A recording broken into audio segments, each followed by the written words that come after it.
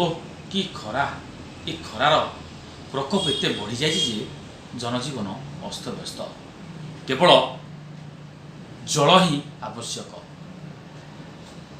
এই ଖରାରୁ ମୁକ୍ତି ପାଇବା ପାଇଁ କିଏ ଘରେ ଏସି ଲଗାଇଲାଣି ତ, ଆଉ କିଏ ଘରେ କୁଲର ଲଗାଇଲାଣି, ଆଉ କିଏ ଗଛର ସାହାରା ନେଲାଣି, ଆଉ କେଉଁଠି ପାଣି ମୁନ୍ଦାଇବା ପାଇଁ ଲୋକ ଡହଳ ବିକଳ ହେଲେଣି। ଦେଖୁନାହାନ୍ତି, ଏମିତି ଜଣେ ବାଟୋଇ ଚାଲୁ ଚାଲୁ ଖରାରେ ଥକି ପଡ଼ିଥିଲେ।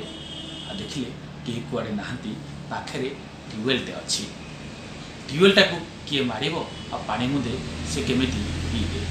ଠିକ୍ ଏହି ସମୟରେ ଜଙ୍ଗଲ ଭିତରୁ ଗୋଟେ ହାତୀଟେ ଚାଲି ଆସିଲା, ଆଉ ନିଜ ଶୁଣ୍ଢରେ କେମିତି ପାଣି ପିଇ ମାରୁଛି ଦେଖୁନାହାନ୍ତି।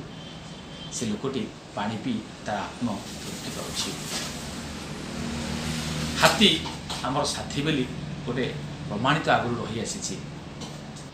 ଏହିଭଳି ମଜାଳିଆ ଭିଡ଼ିଓ ଦେଖିବା ପାଇଁ ଆମ ଚ୍ୟାନେଲକୁ ଲାଇକ୍ କରନ୍ତୁ, ଆଉ ବନ୍ଧୁମାନଙ୍କୁ ସେୟାର କରନ୍ତୁ।